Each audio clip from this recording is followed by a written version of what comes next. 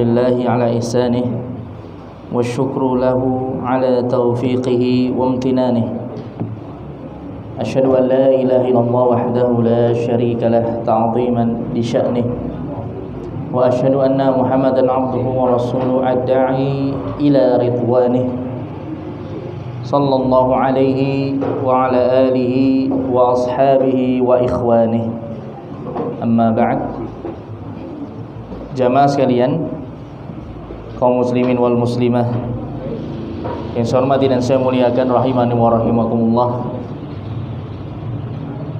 Alhamdulillah, pada kesempatan malam hari ini kita kembali bisa berkumpul bermajelis di masjid yang insyaallah penuh dengan keberkahan ini, di mana insyaallah kita akan melanjutkan pembahasan dari sirah nabawiyah, kisah perjalanan hidup Nabi kita Muhammad sallallahu alaihi wasallam. Di mana pembahasan kita masih seputar Sulhul Hudaybiyah, perjanjian damai atau perjanjian Hudaybiyah. Dan pembahasan kita sampai pada pasal terkait dengan diutusnya Utsman ibnu Affan oleh Rasulullah sallallahu alaihi wasallam sebagai perwakilan bagi kaum muslimin untuk berunding dengan kaum Quraisy.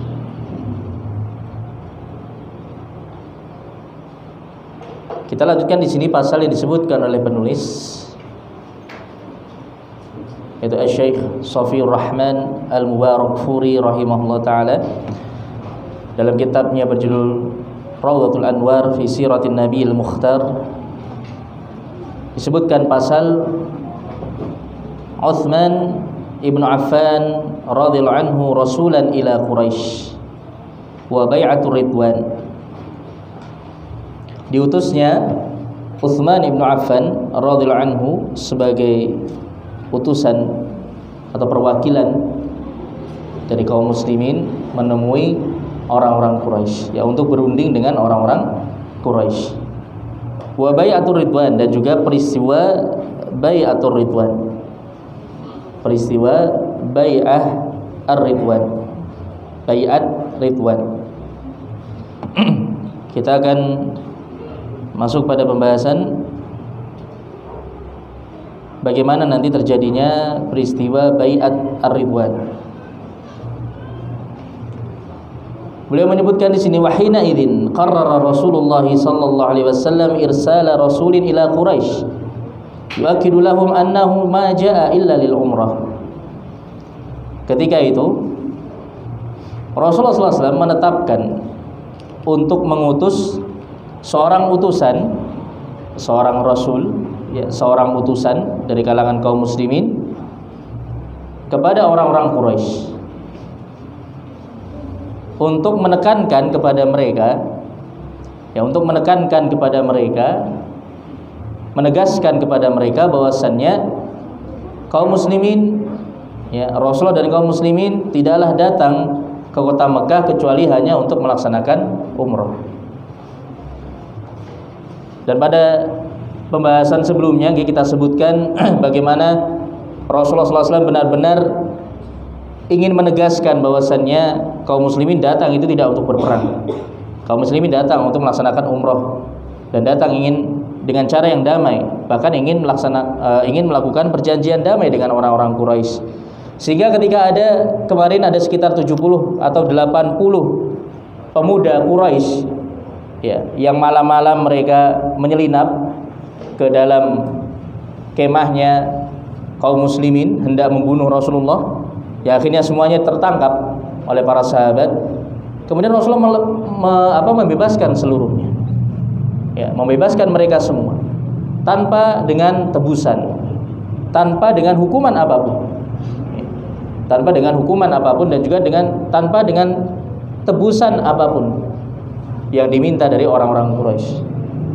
Maka jelas ini menunjukkan bahwa Rasulullah SAW ingin menegaskan kepada orang-orang Quraisy, menampakkan kepada mereka bahwasanya beliau datang bukan untuk berperang, dan beliau datang benar-benar ingin melaksanakan umrah dan bahkan ingin melakukan perjanjian damai dengan mereka.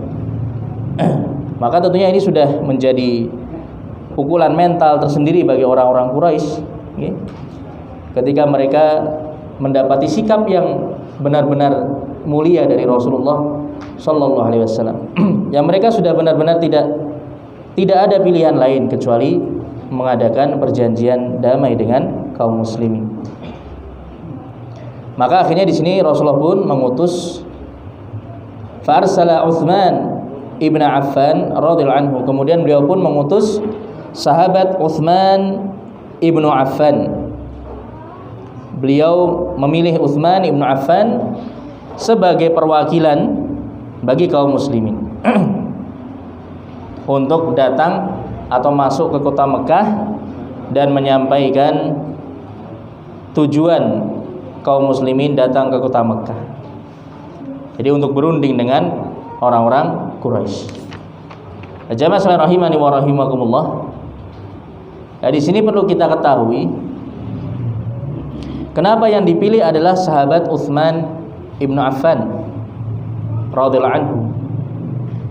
Di antara 1.400 sahabat yang ikut ketika itu, ya, ada sekitar 1.400 sahabat yang ikut bersama Rasulullah ketika itu pada peristiwa ini, dan yang dipilih ternyata adalah Utsman ibnu Affan radhiyallahu anhu. Kenapa tidak sahabat yang lainnya?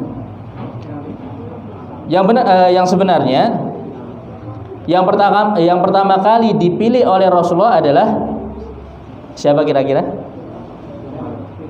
Sinten, Pak? Umar bin Khattab radhiyallahu anhu.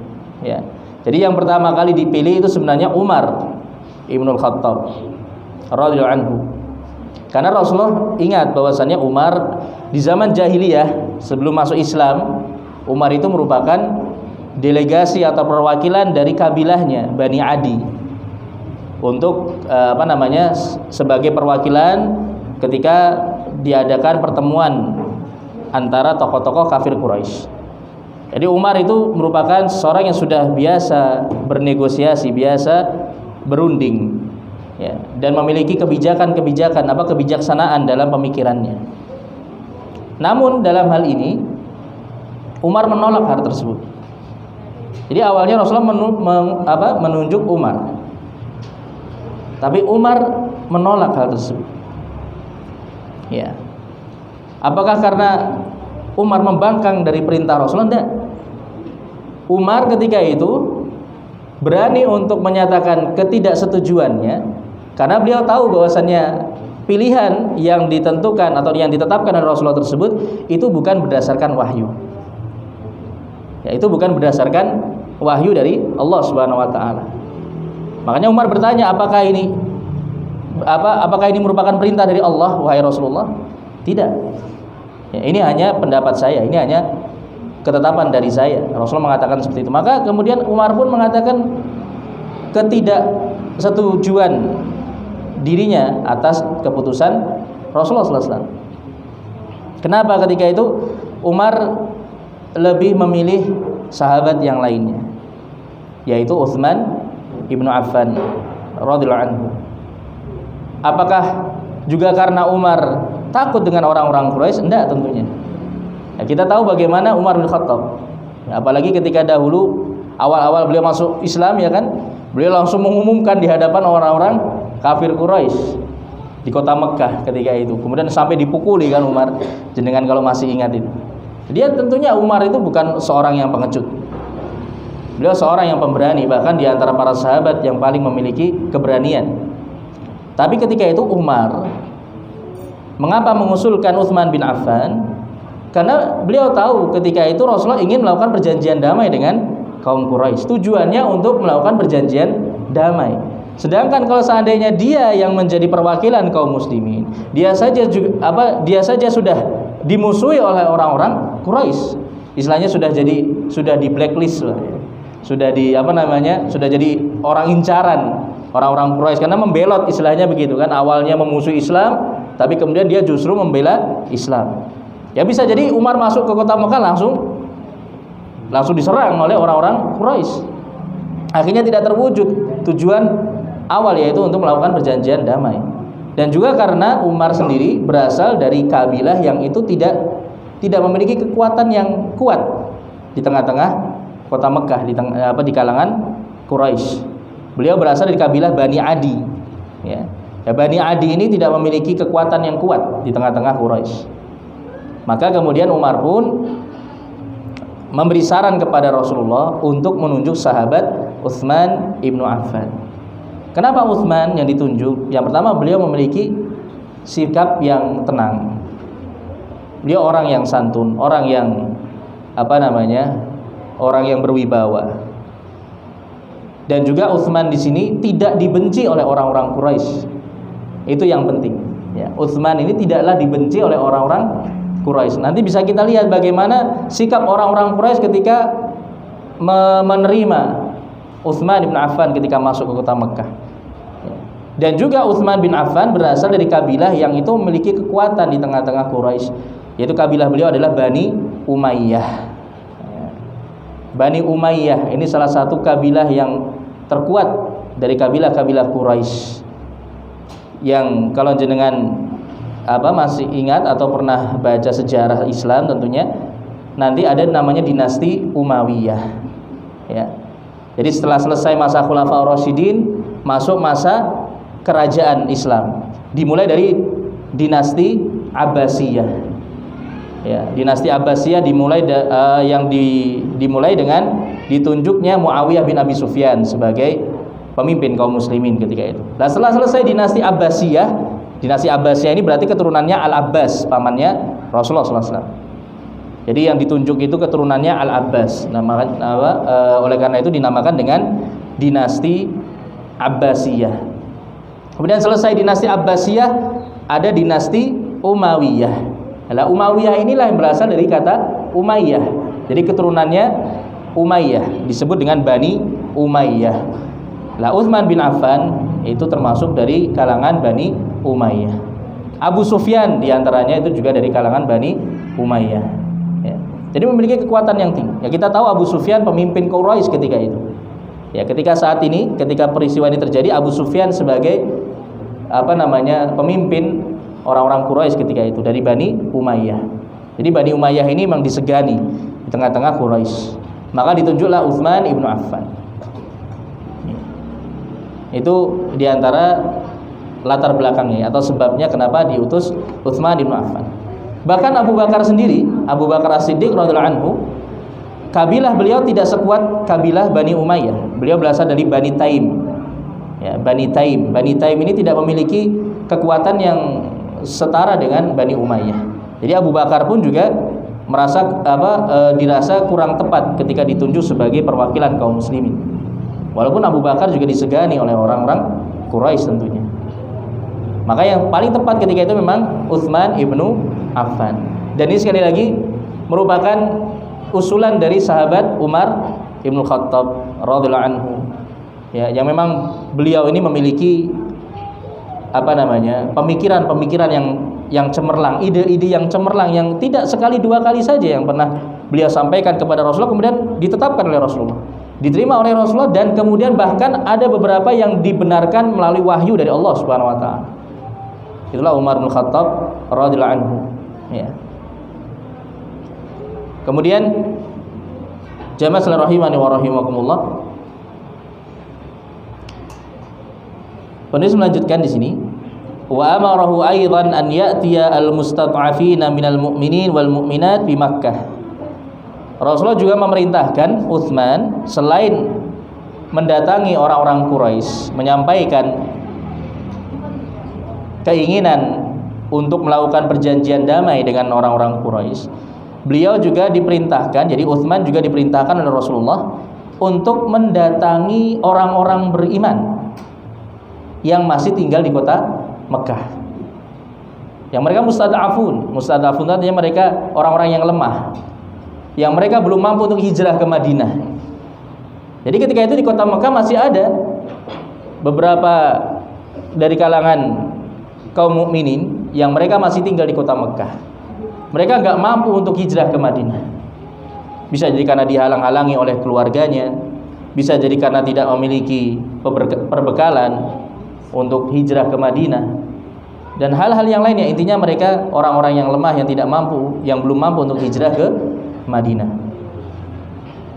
Jadi Utsman diperintahkan oleh Rasulullah juga untuk mendatangi mereka, mendatangi orang-orang beriman, kaum mukminin dan mukminah di kota Mekkah, untuk fayubashiruhum biqurbil fathi, untuk menyampaikan kabar gembira kepada orang-orang yang beriman yang masih tinggal di kota Mekah akan dekatnya kemenangan. Makanya bahwasanya kemenangan sudah dekat. Sebentar lagi kemenangan akan terwujud. Masya Allah. Jadi beri kabar gembira, kalian bersabar. Ya, diminta mereka untuk bersabar, untuk tetap bersabar sementara waktu di kota Mekah, karena nanti insya Allah akan ada kemenangan. Karena memang ini sudah dekat dengan ditaklukkannya kota Mekah. Wa anna Allaha mudhiru dinih, dan menyampaikan kepada mereka bahwasanya Allah Subhanahu wa taala pasti akan memenangkan agamanya. Hatta la yastakhfiya fi Makkah ahadun bil iman, hingga akhirnya nanti tidak ada seorang pun di antara orang-orang yang beriman yang mereka harus menyembunyikan agama mereka di kota Mekah, yang mereka harus sembunyi-sembunyi dalam melaksanakan syiar agama mereka, karena nanti Mekah akan menjadi negeri Islam. Taib. Maka itu jamaah sekalian rahimani wa rahimakumullah, itu tugas yang Rasulullah SAW berikan kepada Utsman ibnu Affan ketika masuk kota Mekah. Jadi selain untuk berunding dengan orang-orang Quraisy, beliau juga diperintahkan untuk menemui kaum mukminin dan mukminah yang mereka dari kalangan orang-orang yang lemah, yang tidak bisa hijrah ke Madinah, yang masih tinggal di kota Makkah. Kemudian wa dakhala Utsman radhiyallahu anhu fi Makkah fi jawari Aban ibn Sa'id al-Umawi. Kemudian Utsman ibn Affan masuk ke kota Mekah dengan jaminan keamanan, ya, dengan jaminan keamanan dari seorang bernama Aban ibnu Sa'id al-Umawi radhiyallahu anhu, yang dia nanti masuk Islam, tapi ketika itu belum masuk Islam. Ya. Aban ibnu Sa'id al-Umawi berarti ini dari kabilah Umayyah juga, jadi masih satu kabilah dengan Utsman.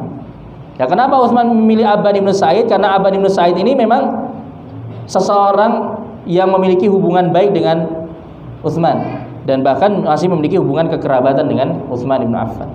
Dan Utsman percaya dengan Aban bin Sa'id al-Umawi, dan memang nanti akhirnya beliau pun masuk Islam. Ya. Jadi dilindungi, di bawah jaminan keamanan, karena harus seperti itu supaya aman. Ya. Jadi Utsman sebelum masuk ke kota Mekah, beliau terlebih dahulu meminta jaminan keamanan dari Aban bin Sa'id al-Umawi, yang ketika itu masih berpihak kepada orang-orang Quraisy. Lah kalau sudah dijamin keamanannya oleh Aban bin Sa'id, ya sudah, orang-orang Quraisy tidak berani untuk mengganggu Utsman. Ya. Maka akhirnya Utsman pun masuk ke kota Mekah. Faballagha ar-risalah. Kemudian Utsman pun menyampaikan pesan dari Rasulullah kepada orang-orang Quraisy. Yang mana pesannya itu ada 3 poin, ya, sebagaimana yang sebelumnya sudah kita sampaikan juga. Yang pertama, menyeru mereka orang-orang Quraisy untuk masuk Islam kalau mereka mau, menyeru mereka untuk masuk Islam, dan meyakinkan bahwasanya Islam akan dimenangkan oleh Allah Subhanahu wa taala. Dan kalau mereka masuk Islam, tentunya itu merupakan sebuah kebanggaan tersendiri bagi mereka, karena Rasul yang diutus adalah dari kalangan mereka, orang-orang Quraisy. Kemudian yang kedua, poin yang kedua, mengadakan gencatan senjata. Jadi perjanjian damai, ya, antara kaum muslimin dengan orang-orang Quraisy, sehingga nanti selama masa perjanjian damai tersebut antara kaum muslimin dengan orang-orang Quraisy tidak saling mengganggu, tidak boleh saling mengganggu, tidak boleh saling menyerang. Ya. Jadi kaum muslimin mau melakukan apapun, asalkan itu tidak ada kaitannya dengan orang-orang Quraisy, maka orang-orang Quraisy tidak boleh mengurusinya, tidak boleh mencampurinya, mengintervensi atau mengganggu.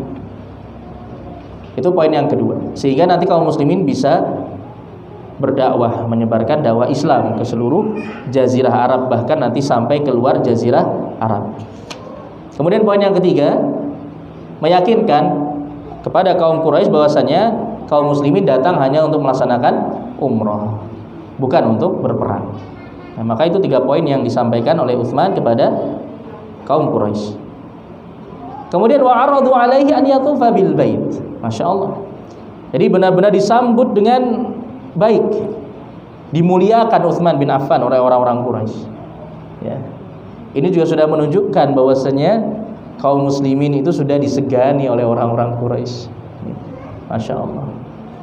Bisa kita bayangkan jemaah. Kita coba ingat-ingat lagi pembahasan awal-awal dulu. Ketika para sahabat yang termasuk as-sabiqunal awwalun yang pertama-tama masuk Islam, ketika pertama kali masuk Islam, bagaimana sikap orang-orang Quraisy kepada mereka? Banyak yang disiksa, banyak yang diejek, cemooh, direndahkan, dihina. Termasuk Utsman bin Affan sebenarnya. Kalau jenengan masih ingat, Utsman bin Affan dahulu juga mendapatkan gangguan dan siksaan dari pamannya. Ya, saya lupa tapi nama pamannya. Jadi salah satu pamannya Utsman itu juga menyiksa Utsman karena Utsman masuk Islam. Tapi lihat sekarang, Masya Allah, ya, keadaannya berbalik 180 derajat. Utsman bin Affan datang masuk kota Mekah sebagai perwakilan kaum muslimin, dimuliakan oleh orang-orang Quraisy. Dimuliakan oleh orang-orang Quraisy. Subhanallah. Ini luar biasa. Maka ini jelas orang-orang Quraisy ketika itu sudah benar-benar merasa segan dan takut kepada kaum muslim. Jadi kaum muslimin sudah memiliki negeri tersendiri, negara tersendiri, negara Islam yang dibangun di Madinah, dan kaum muslimin sudah memiliki kekuatan yang disegani di jazirah Arab ketika itu. Bahkan orang Quraisy, kabilah Quraisy yang merupakan kabilah yang paling disegani, yang paling ditakuti di jazirah Arab, mereka segan kepada kaum muslimin. Dan bahkan mereka mau mengadakan perjanjian damai dengan kaum muslimin. Namanya perjanjian damai itu antara dua pihak yang setara kekuatannya. Bukan antara pihak yang kuat dengan pihak yang lemah. Gak mungkin pihak yang kuat mau mengadakan perjanjian damai dengan pihak yang lemah. Namanya perjanjian damai itu pasti dilakukan antara dua pihak yang itu setara. Jadi masing-masing pihak itu mengakui kekuatan pihak yang lain. Ya. Jadi secara tidak langsung ketika itu orang-orang Quraisy sudah mengakui kekuatan kaum muslimin. Masya Allah. Bahkan di sini Utsman ditawari untuk tawaf di Ka'bah. Ya. Utsman ditawari tawaf di Ka'bah jamaah. Ya. Orang-orang Quraisy mengatakan in syi'ta an tatufa bil bait fatuf bihi. Jika engkau ingin tawaf di Ka'bah, silahkan, wahai Utsman. Masya Allah. Luar biasa. Inilah pertolongan dari Allah Subhanahu wa taala. Pertolongan dari Allah Subhanahu wa taala. Ini jamaah, ketika keimanan itu sudah mengakar dalam diri seorang yang beriman, seorang mukmin, itu musuh-musuhnya itu akan segan kepadanya. Allah akan jadikan dia adalah orang yang ditakuti oleh musuh-musuhnya, disegani oleh musuh-musuhnya. Lihat Utsman seorang diri, beliau datang ke kota Mekah, masuk ke kota Mekah. Apapun bisa terjadi kepada beliau, tapi beliau yakin ini merupakan perintah dari Rasulullah SAW. Akhirnya beliau pun masuk dan ternyata disambut dengan baik oleh orang-orang Quraisy. Bahkan ditawari untuk tawaf. Tapi apa jawaban dari Utsman? Apakah Utsman menerima tawaran tersebut? Tidak. Beliau tidak menerimanya. Apa alasannya? Beliau katakan, "Ma kuntu li af'ala hatta yatufa bihi Rasulullah sallallahu alaihi wasallam." Saya tidak akan tawaf di Ka'bah sampai Rasulullah dahulu yang melakukannya. Masya Allah. Beliau tidak ingin melakukan tawaf, sedangkan Rasulullah tertahan. Beliau tidak mampu masuk kota Mekah dan melaksanakan tawaf. Padahal ketika itu Utsman bisa saja melaksanakan umroh, selesai umrohnya. Tinggal tawaf, sa'i, tahallul, selesai. Beliau sudah berihram, ya, beliau tinggal tawaf, sa'i, tahallul, sudah selesai umrohnya. Tapi beliau tidak ingin melakukan semua itu. Beliau ingat Rasulullah dan para sahabat yang lainnya, mereka tertahan, tidak bisa melakukannya. Apakah beliau kemudian akan melakukannya sendirian? Sedangkan Rasulullah saja tidak mampu melakukannya. Beliau tidak ingin mendahului Rasulullah alaihissalatu wassalam. Masya Allah. Padahal tentunya Utsman sudah memiliki kerinduan yang luar biasa dengan kota Mekah, kerinduan dengan Ka'bah. Sudah lama beliau tidak melihat Ka'bah. Sudah lama beliau tidak masuk ke kampung halamannya kota Mekah, melihat Ka'bah, beribadah di hadapan Ka'bah. Masya Allah. Kesetiaan Utsman ibnu Affan radhiyallahu anhu kepada Rasulullah sallallahu alaihi wasallam. Dan ini tentunya semakin menimbulkan rasa takut dan rasa segan di kalangan orang-orang Quraisy kepada Rasulullah SAW dan para sahabat. Mereka benar-benar sadar bagaimana para sahabat Rasulullah itu mengagungkan dan memuliakan Rasulullah SAW. Yang benar perkataannya siapa kemarin? Utusannya Quraisy, Urwah bin Mas'ud Ats-Tsaqafi, ya, orang Taif kemarin itu yang datang, yang nanti masuk Islam juga. Dia kan mengatakan, saya pernah diutus ke raja Romawi, raja Persia, raja Habasyah, tapi belum pernah saya melihat ada seorang yang dimuliakan oleh para pengikutnya sebagaimana Muhammad dimuliakan oleh para sahabatnya. Masya Allah. Maka akhirnya Utsman pun fa'aba an yatufa wa Rasulullah sallallahu alaihi wasallam mamnu, maka beliau pun tidak ingin melakukan tawaf sedangkan Rasulullah sendiri terhalangi darinya. Kemudian jamaah sekalian rahimani wa rahimakumullah, akhirnya ketika itu Utsman berunding dengan orang-orang Quraisy dan itu memakan waktu tidak sebentar, bahkan sampai berhari-hari. Ya, sampai berhari-hari. Akhirnya Utsman tertahan di kota Mekah sampai berhari-hari. Wahabasat Quraisyun Utsman radhiyallahu anhu. Kemudian orang-orang Quraisy menahan sementara waktu Utsman. Bukan menahan di sini artinya dipenjara, tidak, tapi diminta untuk tinggal di kota Mekah dulu beberapa waktu. La'allahum aradu an yatasyawaru fi ma bainahum. Yang bisa jadi ketika itu orang-orang Quraisy ingin bermusyawarah dengan Utsman, mencari solusi yang terbaik, apa yang bisa disepakati antara kedua belah pihak. Tsumma yursiluhu ma'al jawab. Kemudian setelahnya baru orang-orang Quraisy mengembalikan kembali Utsman, artinya dipersilahkan untuk kembali ke Rasulullah dan menyampaikan jawaban dari orang-orang Quraisy. Tapi wasya'a bainal muslimin annahu qutil. Akan tetapi berita yang tersebar di tengah-tengah kaum muslimin bahwasanya Utsman telah dibunuh oleh orang-orang Quraisy.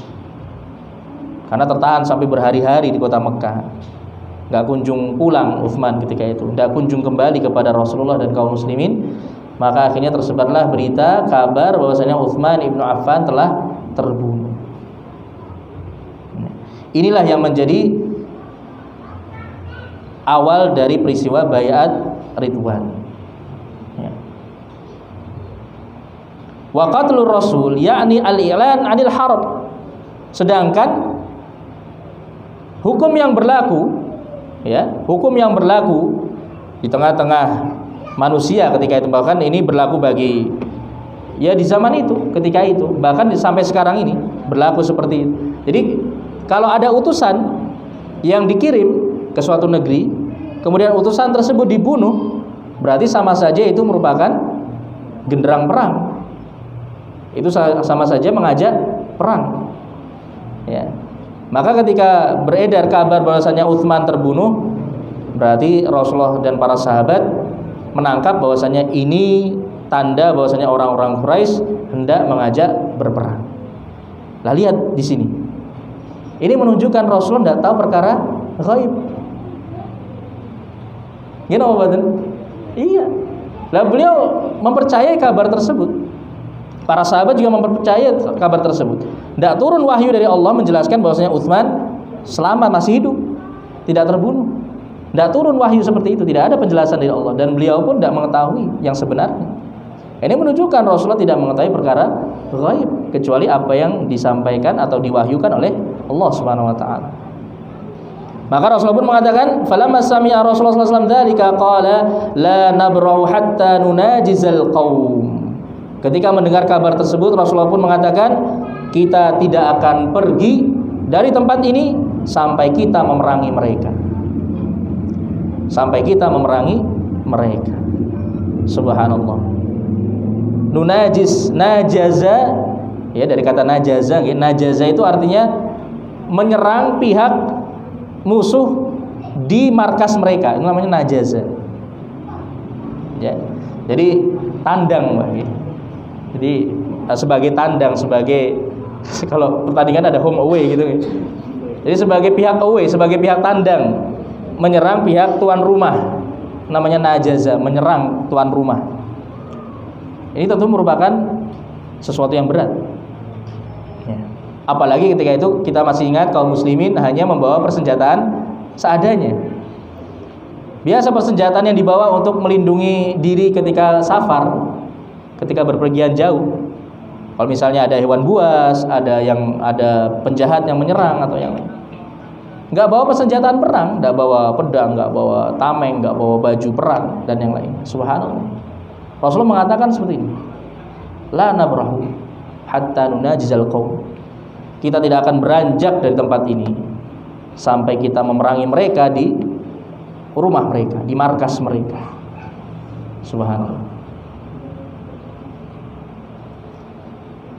Ini kalau para sahabat bukan orang-orang yang memiliki keimanan yang tinggi, tidak mungkin mereka akan berani untuk melakukan semua ini. Maka kemudian Rasulullah pun mengajak para sahabat untuk berbaiat. Baiat itu istilahnya janji setia, sumpah setia, ya. Sumpah setia. Maka di sini dikatakan wada'an nas wa huwa tahta syajarah. Kemudian Rasulullah pun memanggil seluruh kaum muslimin, seluruh para sahabat yang ikut dengan beliau ketika itu. Dalam keadaan ketika itu Rasulullah sedang berada di bawah pohon. Berada di bawah pohon. An yubayi'uhu 'alal qital. Rasulullah memanggil para sahabat untuk berbaiat kepada beliau untuk berperang, agar mereka berbaiat kepada Rasulullah untuk berperang melawan orang-orang Quraisy. Fatharan nas ilaih wa bay'uhu bihimasin. Kemudian seluruh sahabat pun langsung mendatangi Rasulullah, dan mereka satu persatu langsung berbaiat kepada Rasulullah dengan penuh semangat. Masya Allah, dengan penuh semangat jemaah. Nggak berpikir panjang, nggak mempertimbangkan dulu, tidak berpikir sekali dua kali dulu, nggak berpikir panjang, mereka langsung menyambut seruan baiat tersebut. Berbaiat untuk apa? Alal maut wa ala an la yafirru. Mereka diambil sumpah setianya untuk rela mati dan tidak atau jangan sampai lari dari medan peperangan. Berarti ketika itu para sahabat diambil sumpah setianya untuk rela mati membela Islam, rela mati untuk membalas pembunuhan terhadap Utsman ibnu Affan radhiyallahu anhu. Yaitu jelas merupakan, kalau memang itu terjadi, itu merupakan bentuk pelecehan kepada Islam dan kaum muslimin, kepada Allah dan Rasulnya, ya. Maka ini pelanggaran yang berat kalau memang itu terjadi. Makanya Rasulullah mengambil baiat para sahabat untuk berperang melawan orang-orang Quraisy ketika itu. Masya Allah. Kemudian jamaah sekalian rahimani wa rahimakumullah, semua sahabat ikut berbaiat. 1.400 sahabat semuanya berbaiat kepada Rasulullah. Yang nggak berbaiat cuma satu. Siapa kira-kira, Pak? Yang nggak berbaiat cuma satu. Siapa kira-kira? Utsman. Utsman berbaiat. Rasul mengatakan di sini. Di sini disebutkan wa akhadha Rasulullah sallallahu alaihi wasallam ihdayadaihi bil ukhra. Ketika mengambil baiat para sahabat tadi, Rasulullah beliau mengisyaratkan dengan tangan beliau, tangan kanan beliau. Tangan kanan beliau letakkan di atas tangan kiri beliau. Kemudian beliau mengatakan wa qala hadhihi an Utsman. Ini untuk Utsman. Artinya Rasulullah mengatakan ini baiatnya Utsman. Diwakili oleh Rasulullah. Artinya ketika itu Utsman pun berbaiat, walaupun ketika itu Utsman tidak hadir. Kalau seandainya Utsman ada pun pasti Utsman juga berbaiat. Ya. Maka ini jawaban bagi orang-orang orang-orang Khawarij di zaman Utsman bin Affan. Ya, di zaman pemerintahan Utsman bin Affan ketika mereka memberontak kepada Utsman. Akhirnya mereka membunuh Utsman bin Affan radhiyallahu anhu. Salah satu alasan mereka memberontak kepada Utsman karena mereka mengatakan Anda tidak ikut baiat Ridwan. Loh, kok bisa? Mereka mengatakan seperti itu. Padahal Rasulullah mengatakan seperti ini di hadapan para sahabat yang hadir ketika itu. Bahkan baiat Ridwan itu sendiri terjadi karena Utsman bin Affan. Ya, ini sebenarnya tuduhan yang sangat-sangat tidak bisa dibuktikan. Yaitu diantaranya maksudnya. Di antara tuduhan orang-orang Khawarij di zaman Utsman. Kita kembali pada pembahasan ini tadi. Jadi Rasulullah membaiat Utsman diwakili dengan tangan beliau yang mulia, masya Allah. Tangan beliau sendiri yang dijadikan perwakilan untuk tangannya Utsman. Lah berarti bukan Utsman yang tidak ikut. Sinten, Pak? Ada yang masih ingat? Ada satu orang munafik yang ikut. Ada satu orang munafik yang ikut ngintil di pasukannya kaum muslimin ketika itu. Masih ingat, Pak? Maksudnya masih ingat ini ada satu orang munafik ketika yang ikut. Jadi semua orang munafik gak ikut pada peristiwa ini, pada peristiwa Umrah Hudaybiyah ini. Hanya satu orang munafik saja yang ikut. Itu pun juga terpaksa dia ikut. Namanya siapa? Jad bin Qais. Ya, Jad bin Qais. Itu namanya. Jad bin Qais ini satu-satunya yang gak ikut berbaiat.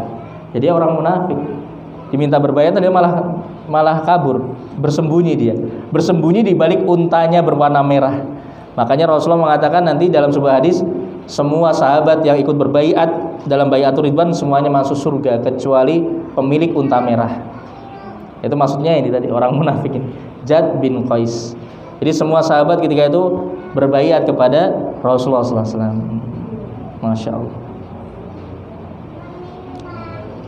Ini tentunya bukan perkara yang mudah ya untuk dilakukan. Karena ketika itu namanya sudah berbaiat kepada Rasulullah, maka mereka harus memegang sumpah setia tersebut. Mereka tidak boleh lari dari medan peperangan seandainya nanti terjadi peperangan dengan kaum Quraisy.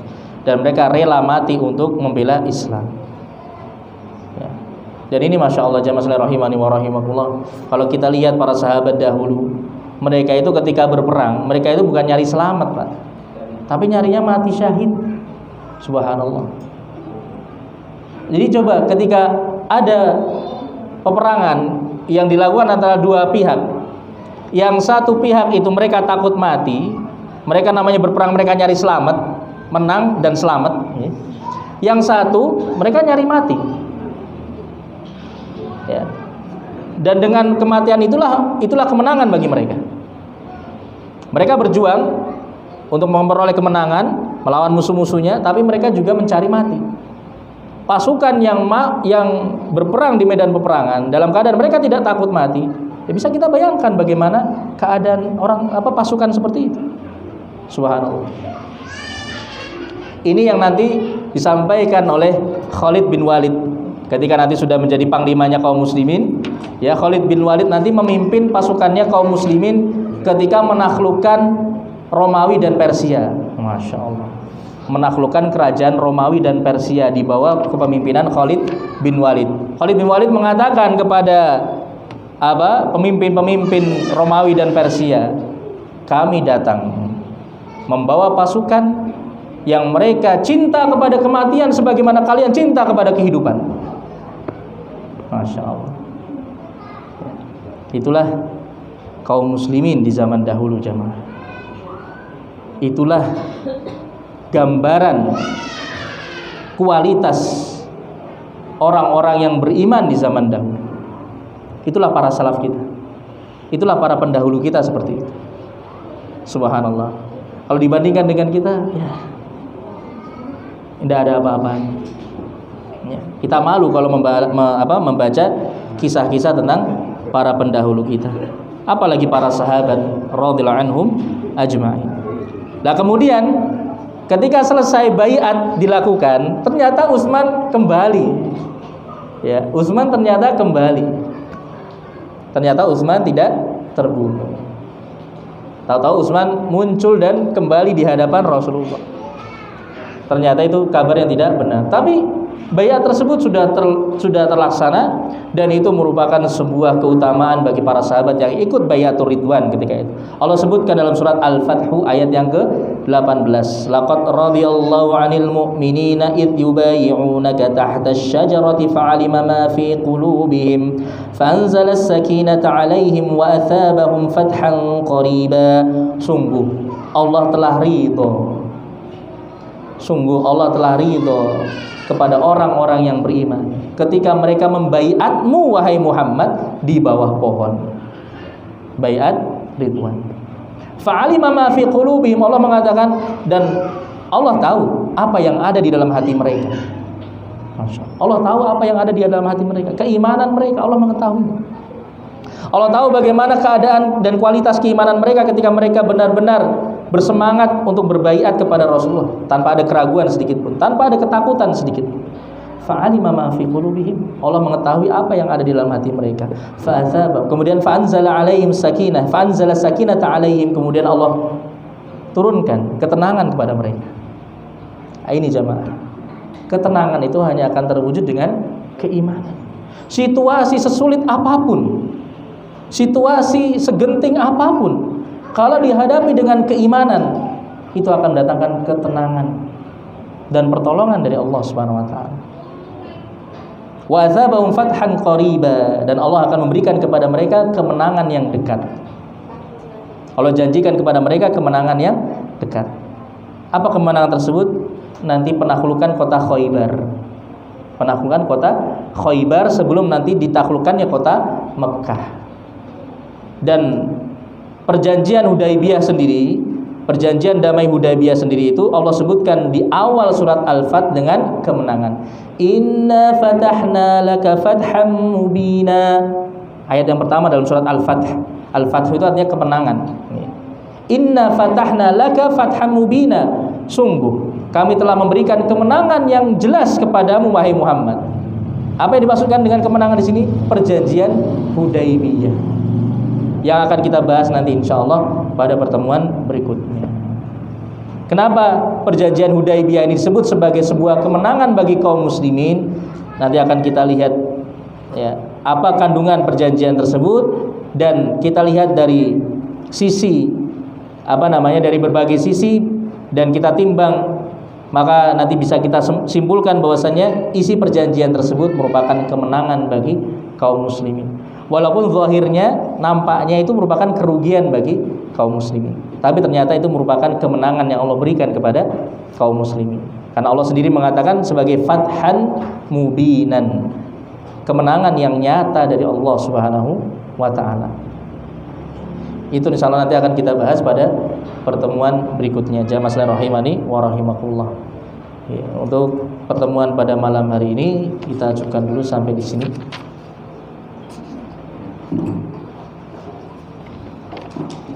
Jadi tadi baiat tersebut dinamakan dengan baiat ridwan. Atau mungkin sebelum saya tutup saya tambahkan faedah sedikit, bahwasannya dalam beberapa riwayat, dalam beberapa hadis, Rasulullah menyebutkan tentang keutamaan para sahabat yang ikut baiatur ridwan.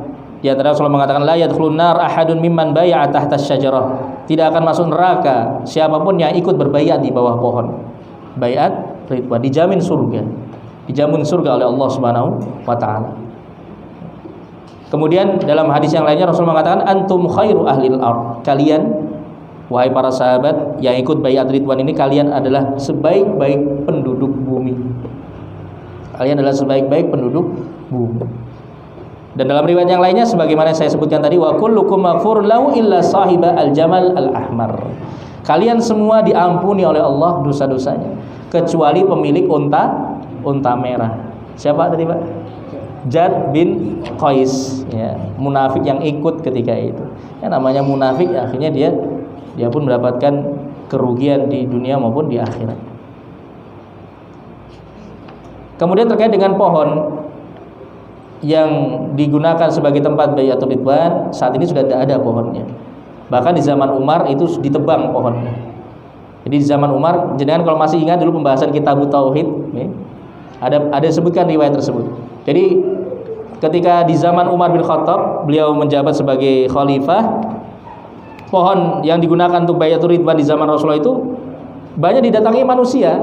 Nah ini mulai muncul bibit-bibit kesyirikan. Mereka ibadah di situ, mereka bertabaruk di situ. Akhirnya Umar pun memerintahkan untuk ditebang pohon tadi. Ditebang supaya tidak dijadikan sebagai tempat kesyirikan. Subhanallah. Di zaman Umar saja sudah ada seperti itu, apalagi zaman sekarang. Maka kita nggak heran kalau zaman sekarang banyak sekali terjadi masalah. Disarikan sekarang ini. Ada pohon, ya pohon apa? Punden. Mau ditebang nggak ada yang berani.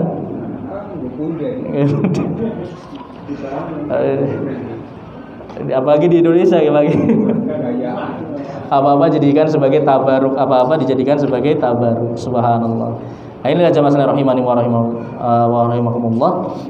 Itu tadi beberapa hal yang terkait dengan peristiwa baiatul ridwan dan juga awal dari perjanjian Hudaibiyah. Dan saat ini di wilayah Hudaibiyah tersebut dibangun masjid, ya, yang pernah saya sebutkan, namanya Masjid As-Sumayyi atau Masjid Hudaibiyah. Yaitu terletak di tempat yang dahulu pernah didiami oleh Rasulullah dan para sahabat selama beberapa saat ketika perjanjian Hudaibiyah. Itu letaknya di barat kota Mekah, sekitar 24 km di barat kota Mekah. Jadi kan kalau misalnya umroh ke sana atau haji sana, monggo Pak bisa mampir ke sana ini. Mampir tempat Hudaibiyah. Dahulu itu peninggalan-peninggalan sejarah Rasulullah dan para sahabat. Jadi di antara faidah kita umroh ya bisa dapat faidah-faidah seperti itu. Bukan untuk tabaruk tapi hanya untuk tapak tilas saja, sebagai melihat sejarahnya dahulu seperti apa. Kita bisa bayangkan. Dan itu akan menambah kecintaan kita kepada Rasulullah dan para sahabat. Wallahu a'lam bishawab. Nanti insyaallah pertemuan berikutnya kita akan masuk pada perjanjian Hudaibiyah. Jadi yang kita bahas kemarin sampai sekarang masih pendahuluan dari perjanjian Hudaibiyah. Nanti kita akan masuk pada isi-isi perjanjian Hudaibiyah pada pertemuan berikutnya. Alhamdulillahirabbil alamin.